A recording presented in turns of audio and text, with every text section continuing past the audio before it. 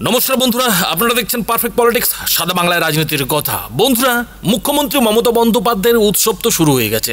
উৎসবের সূচনা তিনি করে দিয়েছেন, অর্থাৎ দুর্গাপুজোর যে আনন্দ, সেই আনন্দে রাজ্যবাসীকে মেতে ওঠার জন্য মুখ্যমন্ত্রী মমতা বন্দ্যোপাধ্যায় প্রায় সব রকমেরই ব্যবস্থা করে ফেলেছেন এবং তিনি একের পর এক পুজো উদ্বোধন করে যাচ্ছেন। কিন্তু উল্টো দিকে যেটা দেখা যাচ্ছে যে মুখ্যমন্ত্রী মমতা বন্দ্যোপাধ্যায়ের যারা স্নেহধন্য বলে পরিচিত, মানে একেবারে কাছের লোক বলে যারা পরিচিত, তাদের জন্য যেন খারাপের পর খারাপ খবর আসতে শুরু করেছে।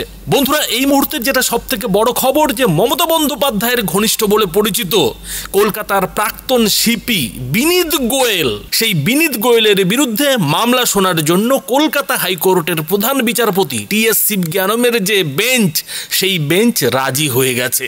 এবং শুধুমাত্র রাজি হয়ে যাওয়াই নয়, প্রধান বিচারপতির বেঞ্চ দিনক্ষণও জানিয়ে দিয়েছে। আর সেই দিনটা হলো যে আগামী সোমবার বিনীত গোয়েলের বিরুদ্ধে নির্যাতিতার, মানে সেই আরজি করের যে নিহত জুনিয়র ডাক্তার, সেই ডাক্তারের পরিচয় ফাঁস করে দেওয়ার যে অভিযোগ, সেই অভিযোগ সংক্রান্ত মামলাটি কিন্তু এবার কলকাতা হাইকোর্টের প্রধান বিচারপতির বেঞ্চ আগামী সোমবার শুনতে চলেছে। অর্থাৎ বন্ধুরা, এই যে প্রাক্তন সিপি বিনীত গোয়েল, তার জন্য কিন্তু এই পুজোর মাঝে, মানে মমতা বন্দ্যোপাধ্যায়ের উৎসবের মাঝে কিন্তু তাকে বড় একটা ধাক্কা খেতে হলো। তাকে কিন্তু এই উৎসবের মাঝে একটা খারাপ খবরের কিন্তু মুখোমুখি হতে হলো।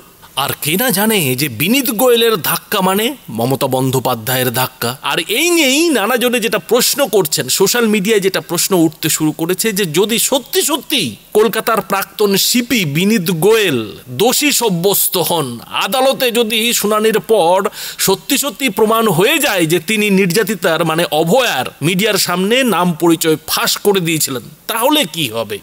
তাহলে বিনীত গোয়েলের কি চাকরিটা থাকবে, নাকি তাকে চাকরি থেকে ইস্তফা দিয়ে জেলে যেতে হবে? যে আইনের রক্ষক, তাকেই কি শেষ পর্যন্ত ভক্ষক হতে হবে? এমনই কিন্তু নানা প্রশ্ন সোশ্যাল মিডিয়া জুড়ে দেখা যাচ্ছে। নানা জনে কিন্তু নানা কথা বলতে শুরু করেছে। এখন বন্ধুরা, আপনারা জানেন যে এই যে কলকাতার সিপি বিনীত গোয়েল, তাকে তো কিছুদিন আগে মুখ্যমন্ত্রী মমতা বন্দ্যোপাধ্যায় জুনিয়র ডাক্তারদের যে প্রতিবাদ, সেই প্রতিবাদের জেরে সিপির পদ থেকে সরিয়ে মুখ্যমন্ত্রী মমতা বন্দ্যোপাধ্যায় দিন কয়েক আগে স্পেশাল টাস্ক ফোর্সের এডিজির পদ দিয়েছেন। এবং এডিজির পদ দেওয়ার পর মমতা বন্দ্যোপাধ্যায় কিন্তু যেটা দাবি করেছিলেন যে আর বিনীত গোয়েলকে নিয়ে যেন টানাটানি না হয়, কলকাতার প্রাক্তন সিপিকে নিয়ে যাতে টানাটানি না হয়, কেননা কলকাতার প্রাক্তন সিপি নাকি খুবই ভালো লোক, তিনি খুবই কাজের লোক, করিতকর্মা লোক। এবং এই যে আরজিকর কাণ্ড, এই আরজিকর কাণ্ড নিয়ে যত বিতর্ক, বিনীত গোয়েলকে নিয়ে যত অভিযোগ, সমস্ত কিছুই কিন্তু মুখ্যমন্ত্রী মমতা বন্দ্যোপাধ্যায় খারিজ করে যেটা বলেছিলেন যে এই বিনীত গোয়েল কিন্তু এই যে অভিযোগ, জুনিয়র ডাক্তারদের নানান দাবি, তার মাঝে পড়ে আগেভাগেই নাকি ইস্তফা দিতে চেয়েছিলেন। তার যে সেই সময় কলকাতা সিপির পদ, কমিশনারের পদ, সেই পদ কিন্তু তিনি ছাড়তে চেয়েছিলেন। কিন্তু মমতা বন্দ্যোপাধ্যায় তাতে রাজি হননি, বরং তার বদলে শেষ পর্যন্ত মমতা বন্দ্যোপাধ্যায় নিজেই বিনীত গোয়েলকে কলকাতা পুলিশের সিপির পদ থেকে সরিয়ে স্পেশাল টাস্ক ফোর্সের এডিজির পদ দিয়েছিলেন। আর মুখ্যমন্ত্রী মমতা বন্দ্যোপাধ্যায়ের এমন পদক্ষেপ নিয়েই কিন্তু অনেকে যেটা প্রশ্ন তুলেছিলেন যে এটা কি আদৌ বিনীত গোয়েলের শাস্তি হলো, নাকি তাকে পুরস্কৃত করা হলো।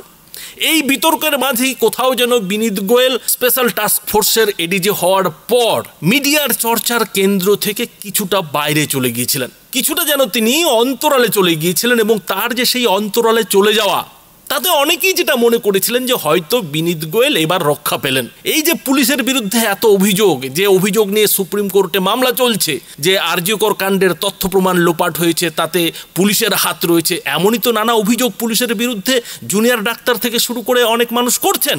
তো সেই অভিযোগ থেকে কিন্তু অন্তরালে যাওয়ার পর বিনীত গোয়েল যেন অনেকটাই রক্ষা পেয়ে গিয়েছিলেন। কেননা এখন তো কলকাতার নতুন সিপি মনোজ ভার্মা, আর মনোজ ভার্মা দায়িত্ব নেওয়ার পর থেকেই তিনি একেবারে ঝাঁপিয়ে পড়ে কাজ করছেন, তার কর্তব্য পালন করছেন। ফলে কলকাতা পুলিশের কমিশনার নিয়ে সেই বিতর্কটা অনেকটাই যেন ঝিমিয়ে পড়েছিল। কিন্তু সেই বিতর্কই নতুন করেও উঠে এলো যখন গত শুনানিতে সুপ্রিম কোর্টে এই যে বিনীত গোয়েলের বিরুদ্ধে নির্যাতিতার, মানে অভয়ার তিলোত্তমার পরিচয় ফাঁস করে দেওয়ার মামলা, সেই মামলা নিয়ে আইনজীবী মহেশ জেঠমালানি সুপ্রিম কোর্টের প্রধান বিচারপতির বেঞ্চে সওয়ালটা ঠুকে দিলেন। তিনি কিন্তু একেবারে গুগলিটা কিন্তু ছুড়ে দিলেন, আর সেই গুগলিটা হলো যে তিনি সুপ্রিম কোর্টের প্রধান বিচারপতির বেঞ্চে এই অনুমতিটা আদায় করে নিলেন যে কলকাতা হাইকোর্টে বিনীত গোয়েলের বিরুদ্ধে মিডিয়ার কাছে অভয়ার নাম পরিচয় ফাঁস করে দেওয়া সম্পর্কিত যে মামলাটি রয়েছে, যে অভিযোগটা রয়েছে, সেই অভিযোগটা যাতে ঝুলে পড়ে না থাকে, সেই অভিযোগটা যাতে সুপ্রিম কোর্টে মামলা চলার ফলে হাইকোর্টে পড়ে না থাকে, তার জন্য তিনি সুপ্রিম কোর্টের প্রধান বিচারপতির যে বেঞ্চ, সেই বেঞ্চের কাছে কিন্তু অনুমতিটা নিয়ে ফেলেছিলেন। আর সেই অনুমতির পরেই যেটা দেখা গেল যে কলকাতা হাইকোর্টও নড়ে চড়ে বসলো এবং কলকাতা হাইকোর্টের প্রধান বিচারপতির বেঞ্চ কিন্তু এদিন যেটা জানিয়ে দিল যে সেই সময়ের কলকাতার পুলিশ কমিশনার বিনীত গোয়েলের বিরুদ্ধে যে অভিযোগ যে তিনি মিডিয়ার সামনে নাকি নির্যাতিতার অর্থাৎ অভয়ার নাম পরিচয় ফাঁস করে দিয়েছেন, সেই সংক্রান্ত মামলাটির শুনানি হবে এবং শুনানি হবে মমতা বন্দ্যোপাধ্যায়ের উৎসবের মাঝেই। অথচ উল্টো দিকের খেলা দেখুন, উল্টো দিকের কাকতালীয় ব্যাপারটা দেখুন যে যখন কলকাতার প্রাক্তন পুলিশ কমিশনারকে নিয়ে কলকাতা হাইকোর্টের প্রধান বিচারপতির বেঞ্চ মামলা শুনানির জন্য ডেট দিচ্ছে, ঠিক তার একদিন আগেই কিন্তু লালবাজারের তরফে এই যে নির্যাতিতার ছবি অনলাইনে ফাঁস করে দেওয়া, অনলাইনে পরিচয় বলে দেওয়া, সেই সংক্রান্ত অভিযোগে কিন্তু বেশ কিছু মানুষকে নোটিশ পাঠানো হয়েছে। এখন কলকাতা হাইকোর্টের এই যে এদিনের মামলা শুনানির দিন ধার্য করে দেওয়া, তাতে অনেকেই যেটা কটাক্ষ করছেন, লালবাজারের বিশেষ করে যারা সমালোচক, তারা যেটা বলছেন যে সর্ষের মধ্যেই যে ভূত, সেই অভিযোগ নিয়ে লালবাজার কি বলবে। কিন্তু প্রশ্ন যেটা থেকে যাচ্ছে যে এবার বিনীত গোয়েলের কি হবে, বিনীত গোয়েল কি করবেন, বিনীত গোয়েলের কি সত্যি সত্যি বড় কোনো শাস্তি হবে? বন্ধুরা, এ নিয়ে আইন বিশেষজ্ঞরা কিন্তু দুই ভাগে ভাগ হয়ে গেছেন। আইন বিশেষজ্ঞদের একাংশ যেটা বলছেন যে বিনীত গোয়েল কোনো সাধারণ মানুষ নন, তিনি একজন আইপিএস অফিসার এবং গুরুত্বপূর্ণ সরকারি পদের আধিকারিক, ফলে অত সহজে কিন্তু তার বিরুদ্ধে অভিযোগ প্রমাণ করা, অভিযোগের সত্যতা প্রমাণ করা কিন্তু সহজ হবে না। আর এখানেই কিন্তু সবথেকে বড় চ্যালেঞ্জ, সেই যে কলকাতা হাইকোর্টের আইনজীবী মামলাকারী অনামিকা পাণ্ডে, তার কাছে কিন্তু একটা বড় চ্যালেঞ্জ হতে চলেছে। দ্বিতীয় আরও একটা মত রয়েছে, আর সেই মতটা হচ্ছে যে কিছু কিছু আইনজীবী বলছেন যে এই ব্যাপারে কিন্তু বিনীত গোয়েল বড় রকমের ধাক্কা খেতে পারেন। হতে পারে যে আদালত তাকে ডেকে তার যে পদের গরিমা, তার গরিমা নিয়ে কিন্তু ভর্ৎসনা করতে পারে।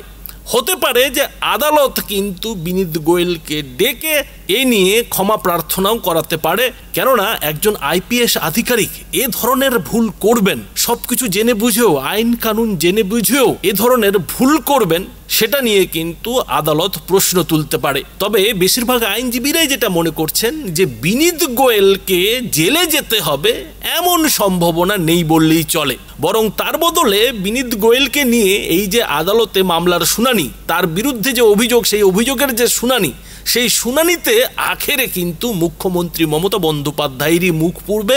মুখ্যমন্ত্রী মমতা বন্দ্যোপাধ্যায়কেই কিন্তু এর জন্য সমালোচনার শিকার হতে হবে। তবে বন্ধুরা, এই বিষয়ে আপনারা কি মনে করেন?